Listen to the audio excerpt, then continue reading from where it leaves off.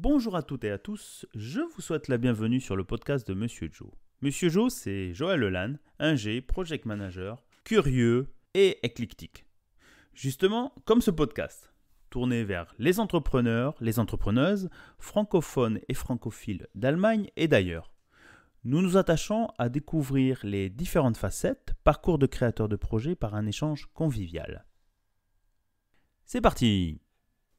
Aujourd'hui, nous recevons pour ce 62e épisode Marie Tagnou, qui nous vient aussi de Munich. Donc, la Ruche Munich nous a mis en relation, donc j'en suis ravi. Marie va nous parler de Raumlich Glücklich. Alors, comment on pourrait traduire ça? On va laisser Marie nous répondre ça après. Mais avant tout, bonjour Marie, comment vas-tu? Bonjour Joël, écoute, très bien. Heureuse de pouvoir participer à ton podcast aujourd'hui. Écoute, c'est un plaisir partagé. Tu connais le format, nous commençons toujours par découvrir un peu ton parcours personnel et professionnel de nos invités. Donc Marie, la parole est à toi, raconte-nous un peu tout ça. Je te remercie. Donc je m'appelle Marie et moi j'aime bien me présenter en disant que je suis un mixte de crème fraîche et de beurre salé, puisque je viens, parce que mon papa était breton et ma mère normande. Donc je suis née en Normandie à Rouen et voilà, où j'ai fait pratiquement toutes mes études. J'ai fini ma scolarité ou mes études universitaires à Passau. Donc j'ai fait un Erasmus à Passau qui a été une année fantastique pour moi. Je suis partie ensuite 1 an en Italie en tant qu'assistante de français. Et puis après j'ai décidé de rester en Allemagne. Et donc j'ai fait comme étude LEA, langues étrangères appliquées. Ah, donc une donc, prof de... Je sais pas si... Oui, moi ça me parle parce que mon père était prof. Donc c'est prof de français, prof de langue pour adultes, si je me trompe pas. Ou pas nécessairement? Pas du tout. Mince, alors. En fait, langues étrangères appliquées, en fait, c'est un parcours où tu as plein de matières différentes. En fait, c'est un parcours plutôt général. Ah, d'accord, ok. J'ai tout faux. Donc voilà, Monsieur Joe est rentré là-dedans. Par contre, j'ai été intrigué attiré par le sujet crème fraîche beurre salé. Donc vraiment la Bretagne et la Normandie réunies. Donc c'est très belle introduction. Je pense que celle-là, elle va rester dans les annales. Excuse-moi, Marie. Donc oui. Langue étrangère appliquée, c'est ça Oui, c'est ça. Donc, en fait, tu as toujours 2 langues étrangères. Donc, moi, c'était l'allemand et l'anglais. Okay. Et après, tu as des matières qui viennent se raccrocher. Donc, tu peux avoir de l'économie, du droit, de l'histoire de l'art, enfin, plein de matières. Donc, c'est en fonction du parcours que tu veux faire ou de l'orientation que tu vas choisir tes matières en fonction. C'est ça qui m'a amené en Allemagne, parce qu'en fait, l'allemand est ma première langue étrangère. Et donc, j'ai toujours voulu aller en Allemagne, au moins pour approfondir la langue. D'accord. Et du coup, tu vois, j'y suis restée. Oui, comme beaucoup, on vient pour quelques années et on y reste pas mal d'années. Très bien. Et donc ton parcours, ça nous a fait aborder ton parcours professionnel. Avec ce bagage, tu t'es retrouvé alors à Munich, que tu nous as mis comme note ou ce qu'on a discuté avant. Tu as fait des activités très différentes professionnellement. Oui, et là je vais rebondir dessus aussi, c'est qu'en Allemagne, bien c'est beaucoup plus facile au niveau professionnel de changer d'activité ou de poste dans des branches différentes quand on n'a pas forcément appris le métier au départ. Donc moi, avec ce que j'ai étudié, en fait, langues étrangères appliquées, je dois le dire, je pouvais faire en gros tout et rien du tout. D'accord. Faut bien l'avouer. Mais ça m'a permis, le fait d'avoir des langues, justement, d'avoir des langues et le fait d'avoir aussi étudié à l'université, donc d'avoir quand même un parcours universitaire, scolaire, de pouvoir universitaire, de pouvoir donc j'ai trouvé du travail rapidement. Donc j'ai travaillé dans le tourisme, alors je sais pas si tu veux que je fasse toute la liste exhaustive, mais j'ai travaillé à des postes différents. J'ai travaillé en tant que acheteur dans une boîte de software. J'ai été directeur commercial dans une boîte dans le tourisme. J'ai travaillé dans les tapis les semi-conducteurs. Et en tant que customer service, j'étais sales manager. Enfin, j'ai fait énormément j'ai fait pas mal de postes différents, à des niveaux différents et dans des branches différentes. Je veux impressionnant. pas ennuyer Ah non, non, mais je ceux qui trouve... nous écoutent, donc Non, non, voilà, je je fais un trouve... petit, Je trouve... un petit Non, au contraire, résumé. c'est très intéressant et c'est même... Je pense que j'ai envie de revenir sur un point, c'est ce que tu as dit, c'est-à-dire que c'est vrai qu'en Allemagne, et ça c'est peut-être pour nos auditeurs qui sont pas nécessairement en Allemagne, puisqu'on est écouté aussi dans d'autres pays européens ou en Amérique ou ailleurs, et on vous passe un bonjour à tous. Voilà, je veux pas faire de comparatif parcours scolaire et universitaire en France et en Allemagne, mais c'est vrai qu'en France on a un peu si tu veux faire du scientifique, faire des écoles d'ingénieurs pour faire des métiers techniques. Et si des métiers commerciaux, écoles de commerce, on va dire, qui vont déboucher sur un métier plus lié à la vente, du commerce et autres.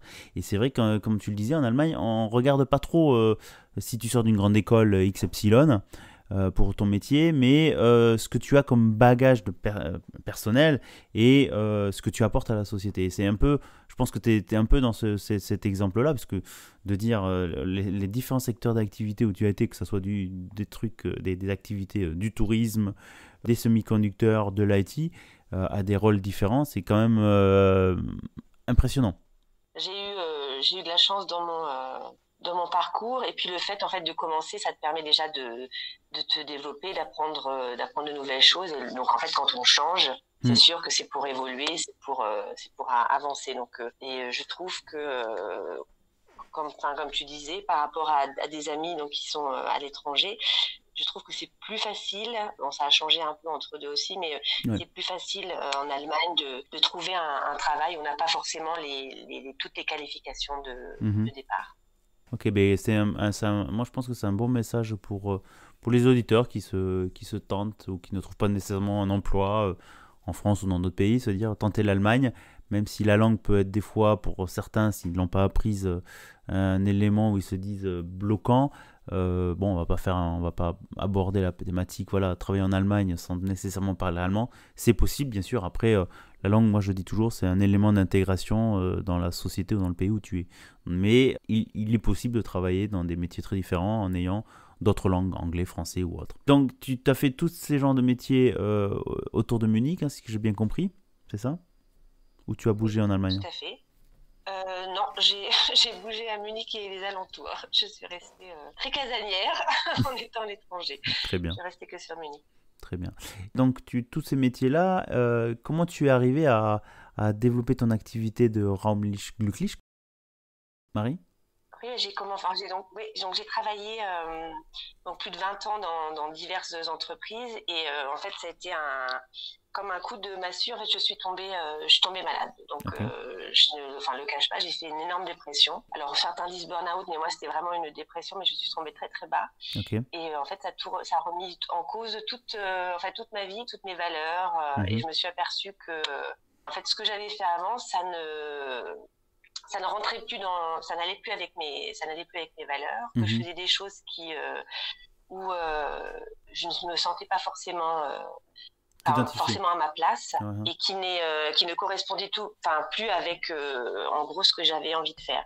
Donc je suis restée malade enfin un certain temps, et pendant ce temps-là en fait j'ai commencé à réfléchir à ce qui m'attire, ce qui me ferait du bien à moi Mhm. aussi, et faire vraiment un métier qui se rapproche de mes valeurs. Comme je ne l'ai pas dit au début, je suis une maman avec 3 enfants, donc j'ai passé toute ma vie à faire du rangement, à organiser, parce qu'en fait je partais beaucoup en voyage d'affaires, donc Ouais. je partais vraiment des fois 3 semaines, Ah oui. donc il fallait être organisé. Ouais, donc je laissais mon mari tout seul, et voilà, donc il fallait que ce soit organisé, que tout Mhm. soit en place. Ce qui m'a donné en fait l'idée de faire ça, et surtout qu'en fait pendant ma maladie, j'ai commencé à faire ça chez des amis en fait. Je me Ok. suis aperçue que ça m'a fait Une thérapie, quoi. un bien fou. Comme une thérapie, Ça, quoi. voilà, c'était une thérapie, c'est-à-dire que ça fait du bien je fais du bien aux gens, j'aide Mhm. les gens, et en même temps ça Ça me fait du bien à moi. c'est un message très fort, je trouve Donc, ça, hein. C'est très fort parce que dans le sens, bon, la dépression, c'est quand même une thématique très importante, des fois encore tabou, maintenant on en parle un peu plus, de faire le travail de recentrer ses valeurs avec ce qu'on fait, de se dire, voilà, est-ce que ça a du sens ce que je fais toujours? Des fois, bon, la dépression est peut-être un élément qui indique à ce moment-là que ça va plus. Mais tu n'as pas baissé les bras et tu t'es basé sur ces recherches de rangement. Ça peut sonner un peu bizarre parce que je me disais, bon, on en avait discuté en off sur certaines techniques. Je crois que les Japonais là-dessus, sur comment bien ranger un placard, c'est quand même assez rigolo de venir en parler ici. Mais c'est quelque chose d'intéressant, c'est-à-dire que quelque chose de bien rangé, ça aide peut-être aussi à organiser dans sa tête un peu ses idées et sa vie, quoi. On devient très philosophique chez Monsieur Tout, Joe, je ben, trouve. tout, tout- non, mais tout à fait, en fait, c'est toute une. Enfin, tu parlais de Marie Kondo, en fait. Marie Kondo, elle est devenue très, très, Oui. très célèbre avec voilà, sa technique qui passe très bien donc, tout ce qui est rangement au Japon, puisqu'au Japon, en général, les appartements sont petits, Ouais. etc. Elle a une technique de pliage de vêtements qui est assez impressionnante aussi, Mhm. que je n'utilise pas forcément. Mhm. J'ai Euh, juste vu pareil. le, Oui. mais l'idée derrière, en fait, c'est d'accompagner les gens. Surtout parce qu'on est tous différents, on a tous des thématiques différentes avec le Mhm. rangement. Ouais. Donc je dis, quand je vais chez quelqu'un, c'est pas tout va être génial et puis il n'y a plus rien Mhm. qui traîne, non. Le but de ma venue, c'est que les gens se retrouvent bien chez soi, que se retrouvent bien dans la pièce, Mhm. qu'ils gagnent du temps, c'est-à-dire qu'ils savent où sont rangées leurs affaires, ils savent donc de donner des techniques aussi pour de rangement, de faire du tri, de se libérer de certaines choses, parce qu'en fait, d'avoir un appartement qui est plein ou des placards pleins, en Mhm. fait, ça prend finalement énormément d'énergie. Mhm. Et donc voilà, donc j'accompagne les gens à faire voilà, à se débarrasser à leur rythme de certaines choses, à les réorganiser. Donc c'est aussi dans la vie de tous les jours.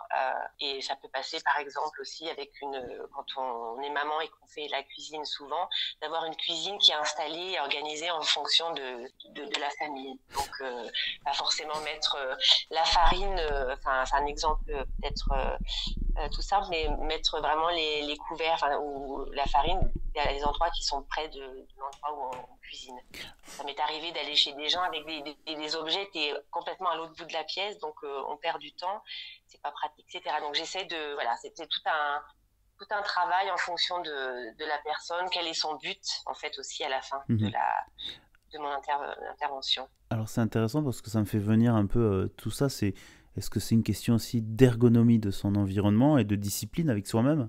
C'est-à-dire qu'on rentre dans certaines routines qui des fois sont un peu complètement aberrantes. Ton exemple de la cuisine est, bon, enfin je pense que ça doit parler à tout le monde parce que quand chacun a sa cuisine est différente, le rangement des casseroles à tel endroit, les ingrédients de base qu'on utilise régulièrement, les ustensiles, l'accès, c'est une question d'ergonomie. C'est vrai que tu vois, ce genre de questions je me suis jamais posé en me disant bon, est-ce que ma cuisine est bien organisée, est-ce que tu as besoin de 36 000 appareils. Donc c'est bien sur cette thématique, c'est de l'ergonomie, de la discipline et peut-être d'accompagner les gens à remettre en question leur manière de fonctionner. Tout à fait, voilà, tu as fait un bon résumé en fait. Waouh. Parce qu'on a tous, on est tous dans enfin, des maisons, des appartements différents, les pièces sont engendrées différemment, on a tous des meubles différents, et puis on a une personnalité qui est aussi différente. Oui. Donc moi j'ai des gens, il faut que il y a rien qui traîne, donc il y a vraiment pas un objet. Mhm. Moi, toi, j'adore ranger et j'adore aider.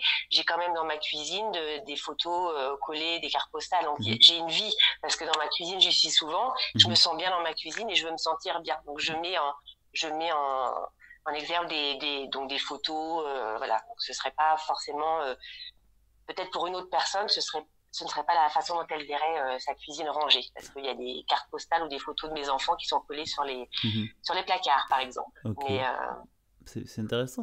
Alors du et, coup, comment ça fonctionne? C'est-à-dire que les gens viennent te voir ou comment tu fais l'acquisition des clients dans le sens où ils disent bon, moi écoute, je suis débordé, Marie, mes enfants ils courent à droite à gauche ou ils te sollicitent et tu viens faire un état des lieux, on va dire. Comment ça fonctionne? les gens me sollicitent, les gens me sollicitent parce que, c'est ce que je dis, en fait, c'est quand même quelque chose une thérapie. Ok. Parce que pour me contacter, il faut quand même avoir remarqué on a un problème, enfin un problème ou chez soi. C'est-à-dire Mhm. qu'il faut faire le pas. C'est quand même, Comme, et comme, c'est quand même comme quelque toute chose de très très thérapie. personnel. Comme toute thérapie, à un moment, Voilà, c'est ça. faut C'est-à-dire que savoir qu'on est malade, par exemple, tu vois.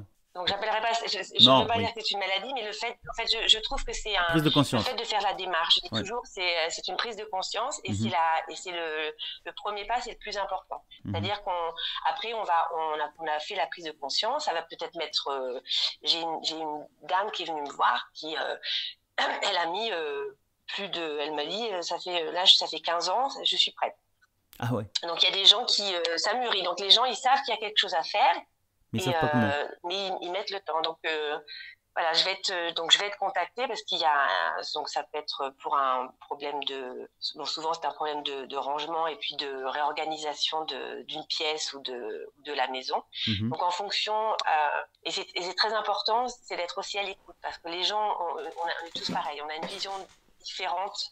On a notre vision à nous qui est différente de l'extérieur. mhm. Donc, les gens vont me dire, voilà, chez moi, c'est la catastrophe, je m'en sors plus, il y a trop de choses. Et en fait, quand j'arrive, moi, j'ai ma vision à moi de l'appartement ou de la pièce qui est complètement différente. Donc, on a tendance à aussi des fois tout exagérer. Donc, je fais soit par téléphone, donc une première conversation pour essayer Mhm. de comprendre donc les besoins, quels sont éventuellement les problèmes. Et en fonction de l'ampleur, donc si c'est une pièce ou s'il y a plusieurs pièces, je demande soit d'envoyer des photos, parce que moi, ça me permet de me rendre compte entre ce que la personne me dit Qu'est-ce que et tu as? donc le visuel, Mhm, si ça colle bien ou c'est mhm. peut-être autre chose. Et ça permet aussi donc de me donner des pour pouvoir faire en fait un devis, pour savoir, bah, voilà, je pense qu'avec cette problématique et la pièce, il me faudra à peu près 4 ou 5 heures. Donc Ok. après, si c'est plusieurs pièces, en général, je me déplace Mhm, parce que souvent après, c'est pareil, les objets se déplacent.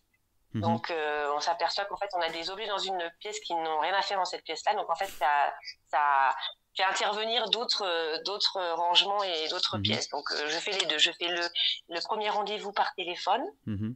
ou bien sur place, en fonction de la demande et de ce De qu'il y l'ampleur de a la thématique. Ah, c'est à... intéressant parce que du Voilà, coup, c'est tu ça. peux donner des conseils et se dire, ok, ils peuvent s'en sortir tout seuls, ou est-ce que c'est critique et peut-être repenser la manière de la dynamique, parce que moi je reviens toujours sur ce thème d'ergonomie, c'est-à-dire une maison, comme tu le dis, il y a des éléments qui sont dans une pièce qui n'ont rien à faire là-dedans, mais on les a toujours laissés dedans parce qu'on n'a pas eu le courage, ou on fonctionne avec, ou on ignore ça. Et donc, ah non, c'est une approche intéressante, très, très intéressante. Tu vois, je suis ravi de rajouter une discussion sur une thématique complètement différente. J'espère que nos auditeurs nous suivent jusque-là. Parce que c'est vrai, c'est des choses de la vie quotidienne. Je pense ça a dû s'intensifier plus le fait quand les gens étaient enfermés pendant le Covid, ou se rendre compte que t'as pas nécessairement un espace de vie. Tout le monde n'est pas soit dans une grande maison ou on est dans un appartement. Et là, on se rend compte que peut-être il y a des choses à changer. Donc, est-ce que tu as eu des grosses demandes pendant cette période un peu particulière ou pas? Bah non, pas du tout, parce qu'on ne pouvait pas se voir, donc Ouais, j'ai non, pas mais pu peut-être par photo. sortir. Le fait d'avoir des photos et de dire, bon, j'ai besoin peut-être d'un conseil. Non, c'est vrai, c'est vrai. Mais j'ai Non, non, mais en fait, non, en fait, c'était une période intéressante parce qu'en fait, voilà, donc je mets je mets la main à la pâte. Donc, en fait, je viens vraiment aider. Je viens aider à ranger, à trier. On fait du ménage ensemble. Enfin, je mets vraiment la main à la pâte. Donc, c'était intéressant parce que pendant cette période-là, du coup, j'avais mis sur les réseaux sociaux et on peut le retrouver sur mon site, en fait, un programme de 7 jours pour ranger tranquillement son appartement Mhm. ou sa maison. Et donc, en fait, c'était l'occasion pour certains de se dire, super, je vais tout ranger chez moi. Et puis, en fait, les gens, bah, certains n'ont absolument rien fait. Parce que Ouais. l'idée, c'est que... Non, parce qu'en fait, l'idée, c'est que oui, tu veux ranger, tu dis, bah, j'ai du temps à la maison, je le fais, mais c'est ça, on n'a pas le courage. Non, On ne ouais. sait pas comment commencer, on ne sait pas par où commencer. Mm. Et en fait, il y a des gens aussi qui se retrouvent avec... J'ai tellement de choses Qui font rien que au final. en Ouais. fait ils font rien parce qu'ils ont On reste de l'inaction. Ouais. voilà ils sont fatigués déjà par l'ampleur enfin en gros l'ampleur de la tâche. Donc c'était non, c'était une période assez oui, très très particulière. Je me suis plutôt à ce moment-là penchée sur autre chose parce que j'ai plusieurs comment on dit, plusieurs cordes à mon arc. Mhm. Donc cette partie du rangement, je l'ai laissée j'ai pas eu trop l'occasion de D'avoir de pouvoir l'activité. Ouais, donc tu. en faire. Mhm. Voilà. Et donc, comme je propose d'autres services, il y a d'autres choses qui se sont développées à côté. Ok. Est-ce que tu veux nous en parler ou est-ce que tu veux plus aborder d'autres thématiques comme le fait d'avoir eu un parcours de salarié dans plein d'activités, de rôles, sales ou autres, et de faire un virage à, c'est quoi, 180 ou 360 ou je sais plus combien de degrés, et de se dire, d'oser partir sur autre chose, c'est-à-dire le fait de la maladie, ça t'a peut-être mis devant un fait de rebalancer, de rééquilibrer tes orientations et tes choix. Tout à fait. En fait, je remercie. Hein. Pour moi, je sais que des fois, il y a des gens qui tombent en dépression et en fait qui retombent dans la même spirale. Hein. Mhm. Et moi, ça a été vraiment un électrochoc. En fait, Ok. je me suis vraiment aperçue que c'est maintenant qu'il faut que je fasse quelque chose. Après, il sera trop tard. Donc, je vais juste rebondir sur la chose parce qu'en fait, mon idée, en fait, mon but dans ma vie maintenant, moi, d'aider les gens, donc Mhm. de les soulager dans leur quotidien, de leur simplifier la vie, de leur rendre de la liberté, enfin de l'espace, et donc leur faire du bien sous différentes formes. Donc il y a la forme avec le rangement, et donc je vais terminer sur ce sujet. Et donc ce que je fais aussi pour faire du bien aux gens, c'est donc j'aide avec donc pour ça soit des personnes, enfin des personnes privées ou des associations ou des petites entreprises. En fait, j'aide pour tout ce qui est le soulagement au niveau de la paperasserie, la bureaucratie. Donc j'aide à ce niveau-là. En fait, je suis assistante personnelle et je Ah. les aide sur ce côté en fait de la charge mentale de papier Mhm. que les entreprises ou les petits entrepreneurs peuvent avoir. Et cette année, je me suis mis aussi, après nos 2 années très très dures, je propose aussi des massages. Donc tu vois, Un full c'est package, je voudrais complètement dire. différent. Mais, J'ai donc, le full package. Marie Mais, multitalent, mais en bienvenue fait, parce qu'en fait, ça fait du bien aussi. Donc je fais du bien Mhm. Aux dans gens. l'espace, Mhm. dans le corps et donc dans la tête. Donc je fais des massages aussi parce que je me suis aperçue que les 2 dernières années, on a eu un manque de contacts sociaux, Ouais, de rapprochement. Et en fait, l'être humain en a énormément besoin. de contact. Donc oui, c'est vrai. Donc ça, c'est... Écoute, je pense que cet voilà. Et la épisode dernière chose... est impressionnant, tout ce que tu nous apportes, Marie. Non, c'est formidable et je remercie à chaque fois d'avoir des invités qui, à chaque fois, me surprennent. J'espère que les auditeurs aussi, puisque on aborde des sujets un peu de manière en rigolant, mais des sujets sérieux. Donc, la bienveillance, le contact, le lien humain, comment mieux s'organiser et se dire, voilà, de se dire, mais, comment tu as dit, aider les autres, les soulager. Je pense que Oui, on a des vies toutes tellement trépignantes, en cours dans tous les sens, et se rendre compte que ben, au final, on arrive tous à l'arrivée, c'est la même, hein, pour pas être très, très, très noir dans mon humour, mais se dire, bon, peut-être en profiter plus de la vie en ayant un peu plus comment, je voudrais pas dire automatiser, mais de se simplifier la vie. Donc vraiment ravi, merci Marie de venir apporter ce cheminement. En plus, quand tu as dit électrochoc, c'est vrai que quand tu m'as abordé le sujet maladie, donc tu ne me l'avais pas indiqué en off, que tu nous le dis comme ça de suite, bon, dépression, les gens ont aussitôt assez peur en disant ah, on va pas oser, on va pas l'embêter, c'est un cheminement difficile. Et en fait, toi, tu nous l'as présenté d'une manière, en le disant voilà, pour moi, ça a été un électrochoc. Je me doute bien que ça n'a pas été rose tout le temps, qu'on passe par des phases très down, mais le fait de dire bon, ok, bon, t'es une battante, hein, je l'imagine complètement, et c'est vraiment superbe. Donc tu es vraiment sur trois éléments, je pense, pour soulager les gens. C'est ça, hein? 4.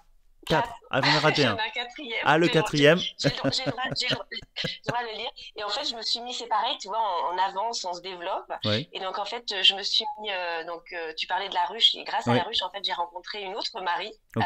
qui, elle, est architecte d'intérieur. Et en fait, ensemble, on crée des meubles sur mesure. Donc, c'est pareil, ça revient au thème de l'agencement en fonction de tes besoins, en fonction de la Mhm. place de chez toi. Oh là là. Et donc, et ça c'est pareil, c'est un sujet vraiment passionnant parce qu'on a créé des meubles et donc on accompagne les gens aussi, donc à vraiment savoir pourquoi est le meuble, quel est l'emplacement qu'ils ont. Enfin, c'est de la création et voilà. Et moi ma partie c'est vraiment de venir avec les idées du rangement, quelles sont la place que vous avez besoin, qu'est-ce qui doit venir dedans.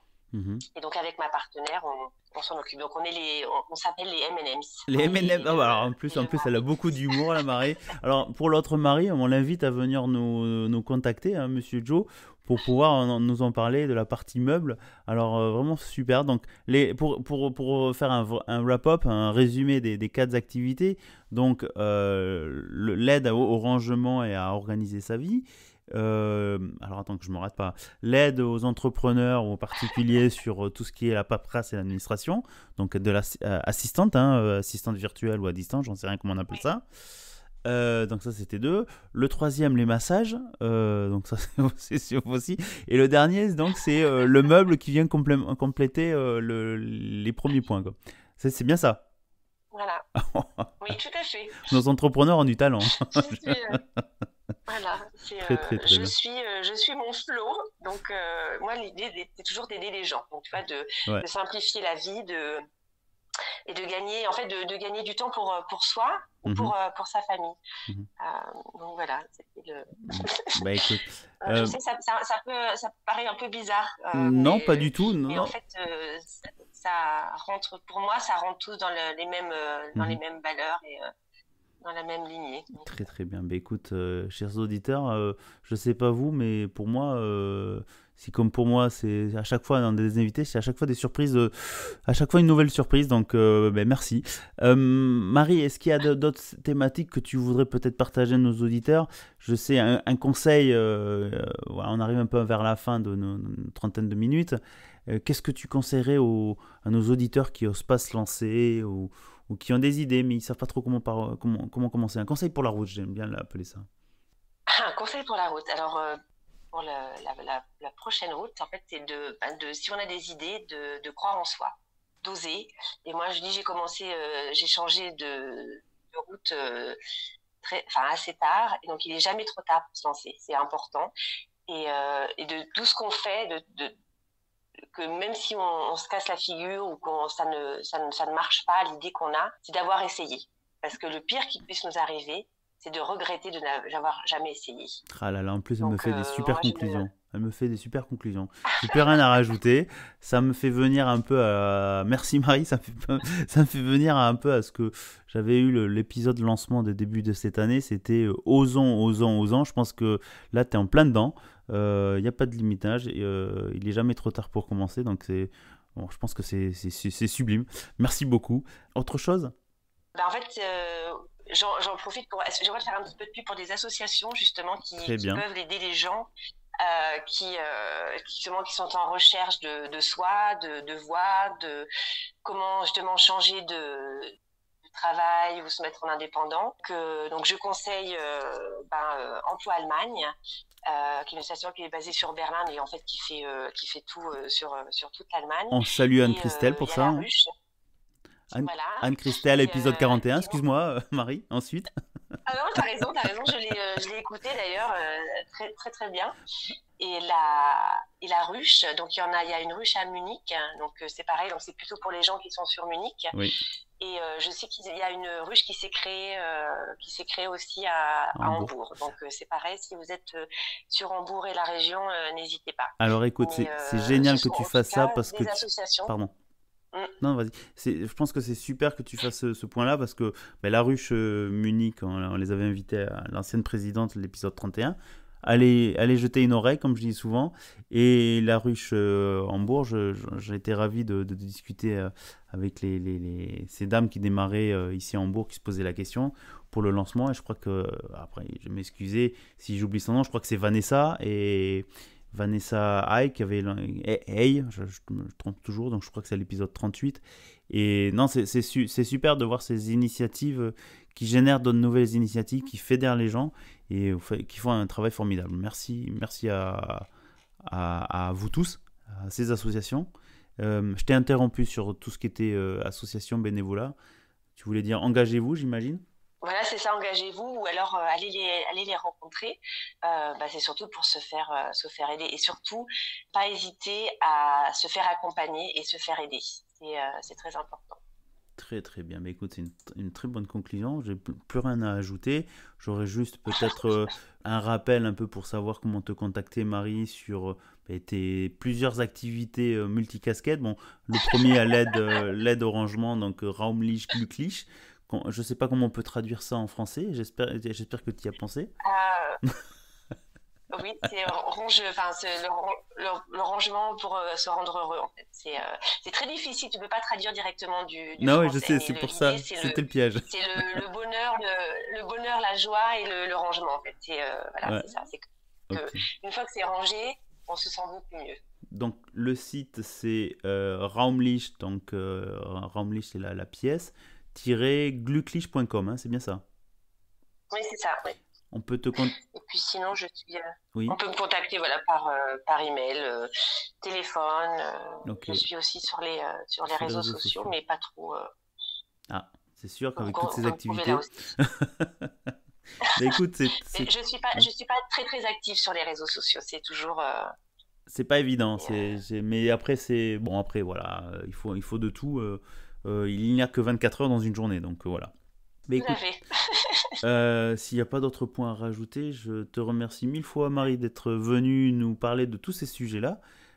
Venez absorber de l'énergie que dégage Marie ou ses associations. Je pense que c'est toujours très utile, les conseils que tu as distillés maintenant sur cet épisode.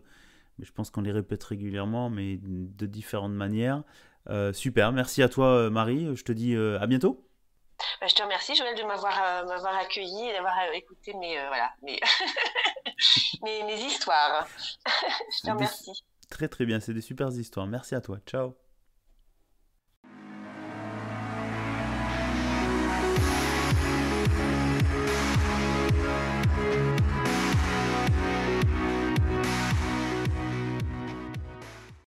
Eh bien, chères auditrices et chers auditeurs, j'espère que ce 62e épisode avec Marie Tagnou et Raumlich Glücklich, en plus de ses nombreuses casquettes, vous a plu. Si vous nous suivez sur Apple Podcast, je vous invite à prendre quelques minutes pour mettre 5 étoiles et un commentaire. Ça aidera les gens qui ne nous connaissent pas encore à facilement nous retrouver sur cette plateforme. Vous pouvez aussi nous retrouver sur YouTube en cherchant le podcast de Monsieur Joe. On vous invite aussi à vous y abonner. Ça sera plus facile de retrouver tous les épisodes actuels et ceux qui ont été publiés l'année précédente. Un appel maintenant aux associations dans le franco-allemand ou des associations dans l'entrepreneuriat ou des aides à l'emploi. Je vous invite à vous mettre en relation avec Monsieur Joe en me retrouvant sur LinkedIn, sur Instagram, Facebook ou en écrivant sur le blog un petit message. On sera ravis de vous répondre et d'échanger avec vous pour trouver un créneau et les thématiques à aborder. Merci. Et j'ai failli oublier quelque chose, bien sûr, avec ce 62e épisode avec Marie Tagnou. Nous finissons l'année 2022 avec une thématique toujours très intéressante, pleine d'énergie. Donc j'en profite pour vous souhaiter, si vous écoutez ça fin 2022, de bonnes fêtes de fin d'année, Noël et un bon passage dans l'année 2023. Je vous donne rendez-vous donc en 2023 pour une nouvelle saison avec des nouveaux invités à chaque fois. Nous continuerons à rencontrer d'autres entrepreneurs, des présidents d'associations, des créateurs de projets. Nous reviendrons aussi avec la série spéciale un an plus tard, revoir nos premiers invités pour savoir comment a évolué un an plus tard ou un peu plus leur projet. Et enfin, je vous réserve aussi plein de nouvelles surprises, donc restez abonnés, continuez à nous suivre et parlez-en toujours autour de vous. Merci. Voilà, il ne me reste plus maintenant qu'à vous dire portez-vous bien, à bientôt et surtout, restez curieux.